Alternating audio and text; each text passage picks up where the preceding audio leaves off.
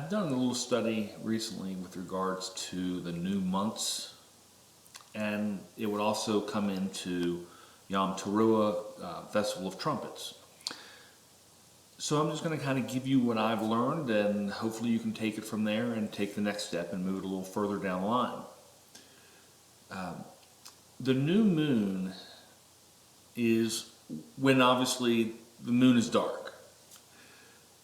But there's much more to it because that's for a period of days, and that, to start the month, they actually look for the sliver of the crescent moon, and it's called a waxing moon. When it's decreasing in size, it's called a waning moon. When it's increasing, it's called a waxing moon. So the first sliver of the crescent starts the months for us, and that's determined in Jerusalem. And based on that, we have the first real issue with regards to days and times, and it shows us that everything we do, we should be looking to Jerusalem. In our current world, the Gregorian calendar just sets it, we move on, we don't really care. We don't care when the moon's in a phase or not. We'll go through a leap year to try to correct some issues. And after a few hundred years, they'll have to even do some other corrections to it. However, the biblical calendar is self-correcting. And it doesn't matter if there's an error here or there because it will always correct itself out. The days of the week. We have one name for the day of the week, and that's on Sabbath. The others are just numbered. 1, 2, 3, 4, 5, 6. Only Sabbath has a name. We have the months of the year. And in Exodus 13, he tells us the first month's name is being Aviv. And other than that, do we have Tishri being first, the month of the seventh month? They've been given names. Has the Creator defined that they're given names? Or are they just numerical? Because he said seventh month. He didn't say Tishri. Now again, it's probably better he said seventh month instead of Tishri if that was the name. Because at least we can now say, okay, we can lock in when that is going to be.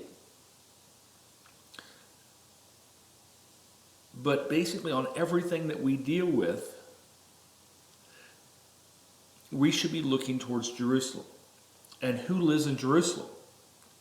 When we go back to the kingdom, the Levites, the priests, are going to be the ones living in Jerusalem. And so they're the ones who will be making this determination. Now, obviously, the Messiah is there, and he works Jerusalem because he comes to the temple, but he's not living in Jerusalem because the prince's portion is on the east and west. So it's really the Levites and the priest who are looking for each month to determine when the months start. Now, we have that most in our faith with Aviv. To when does the beginning of the year start? They're looking for the first sliver of the moon, and they're also looking at the barley harvest to determine when that's going to be, because the seasons will correct itself if it's off with regards to the barley harvest. It's a natural self-correcting issue. We like the idea of saying, oh, well, a month has 30 days or 29 days because it's really easy for us to deal with, but that's not the case. The issue is they're looking for the first sliver. And if the weather is bad, we could be off a couple days. I mean, if you had a 3 or 4 day storm, you may be in a month a lot longer because the new month may not be declared until they see that sliver. They cannot declare the new month until they see the sliver. Yet, we can all do mathematical computations to determine exactly when the new moon is. So let's look just for this month, because again, we have Tishri coming up, we have Festival of Trumpets, and so we can see that on September 28th, we have the new moon over Jerusalem at 6:38 p.m. Boom. Okay, so if it's just new moon, it's September 28th. We know exactly when it happens at 6:38 p.m. We can determine whether 6:38 p.m. is before or after sunset, and we can say, okay, that's when it is. But if you're looking for the sliver, that's a day and the hour nobody knows, because one, you have to have clear sight to see the moon, and secondly, it depends upon the illumination percentage. So let's assume at September 29th at 7:16 p.m. the illumination is 0.9%. That's not going to be visible to the naked eye. So it would still be a dark moon. September 30th at 7:55 p.m. the illumination is going to be 4.5%. Now, you could say, oh wow, that's pretty good. The naked eye at best can see 3%. At best. And most likely usually around 5%. So this is kind of pushing the envelope whether it's going to be on September 30th or not. Now if we move over to October, because again we've got to have it to lock it in. October moonrise is at 9:15. Oh, okay. Meridian passing 2:55 p.m. Anyway, the illumination of the moon on October 1st will be 10.7%. And on the 2nd, it's going to be 19.1%. So again, you're going to find it very quickly thereafter. And let's assume for a moment that you've got a bad storm for an entire week, and because of that, the clouds are dark and nobody sees the moon. Does that change anything? No. Why? Because the next month, once they see the sliver, they'll declare the new month. So we don't have this idea of these locked-in days for each month. We, in the Gregorian calendar and in Babylon, we like this, but the Creator wants us looking to Jerusalem for the answer on almost everything we do. Certainly as it pertains to the festivals and the appointed times and the new moons, or I should say new months. Now, new moons is actually in your Bible translation, but it is an error of translation. It's I've looked in there. It comes up twice, and then when you actually go to the interlinear, it's not even there. They've added it without even telling you that. So there are problems with it. And I'll give those verses here of where it says it.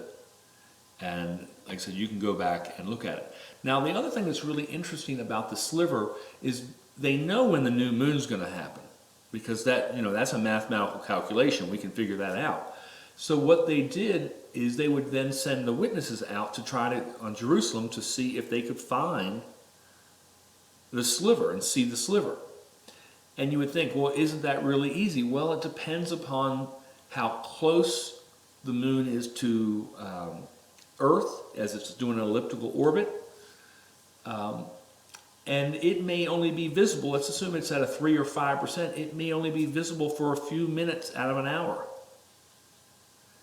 And, clouds may actually look like the sliver, but, that's why they were asked, and they would talk to the witness asking where they saw it, because they knew where the moon should be in the sky.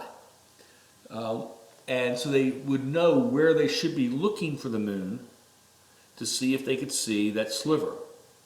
And again, it may only be for a very short period of time, And you would think, well, that sliver, I look at it, I see it all night. And I'm sure you do when it's at 19% illumination or 28.8% illumination. But do you see it when it's at 3% or 5% or 7% for that long of a period of time? It's shorter in time as it shows up as it begins. And that's why it's a day and an hour that nobody knows, because it's totally dependent upon a number. Actually, there are 3 factors of why it's dependent. I don't want to get into the technical jargon, although I could. But I was listening as well and dealing with some people who are in Jerusalem and have been looking at the moon for 30 years straight, because they helped make this determination. And they say the best they've ever seen was at 3% illumination with the naked eye. And they said their prior best was 5% illumination with the naked eye. So that pretty well tells us that it's most likely in this particular year that the Festival of Trumpets will be on the 29th. Now, that doesn't mean it will be, because it depends upon the weather there. And even that's really pushing it, because that's only at 4.7%? 4.5%. So they could do it, but it's going to be hard. Depends on the weather. Could be the following day. And that's a real interesting little thing. Now, as it comes to the Festival of Trumpets, there's some things I did want to bring out which I thought was great. The trumpet blast that we have in Leviticus 23:24, say to the Israelites, on the first day of the 7th month, you were to have a day of Sabbath rest, a sacred assembly commemorated with trumpet blast, which the trumpet blast is listed as Teruah, which again, where we get Yom Teruah. And when I hear trumpet blast, the first thing I think of is Joshua with the Battle of Jericho. And you would think, okay, I know that they blew shofars at Jericho, but did you know that the shofar blasts were not listed as Teruah? And that's an interesting thing. See, Teruah is defined as a shout or blast of an alarm, war, or joy. But the priest at Jericho blew the shofar, and in Joshua 6:4, have 7 priests carry trumpets of ram's horns in front of the ark. On the 7th day, march around the city 7 times, and the priests blowing the trumpets. When the priests are blowing the trumpets in 6:4, it is not listed as Teruah. Joshua 6:5, when you hear them, when you hear them sound a long blast on the trumpets, have the whole army give a loud shout. Then the wall of the city will collapse and the army will go up, everyone straight in. 6:5 is listed as Teruah. So we all have this thing of trumpets, and I'm not saying trumpet blasts are wrong in any way. I think they're great, and I think that is actually appropriate. But I think we can see here from Joshua, which is helping define that situation, that shouting is just as much, if maybe even more. Shouts of joy. I mean, let's be honest. What is the Festival of Trumpets? It's the day our Messiah is returning. We should be jumping for freaking joy, and celebrating in advance. This is the day he's coming. This is, if we celebrate Passover for all these years, are we not going to celebrate even more so on the coming for the Messiah? So, shout, dance, sing, whatever it takes, but it is a joyful time, and it should be dealt with as a joyful time. Now, again, during Joshua 6:5, I would think of it more as a war cry. And when the Messiah returns, we will have Armageddon, and we may do a war cry at that point in time for those who are in the army. But I can guarantee you that other than them, and I would think even those in the army are mostly celebrating the Messiah, the battle's incidental because the Messiah is taking care of it. I mean, it's just, we're there for cleanup. It's no big deal for us. But for everyone else, it's not. I mean, I don't care if you're 2 years old or 3 years old. It's that joy of the Messiah is here. We should be shouting, dancing, singing, whatever it takes. That's the joy. The Messiah is returning. This is the day. And so on trumpets, where it says, give us, do the Teruah, and most people think of, I'll blow the ram's horn. And if you've got one, great, blow it like crazy. Celebrate. And it's a great celebration thing. But at the same time, that shout of our Messiah is returning. This is the day of his return. That should be the joy. That should be what we're really shouting for.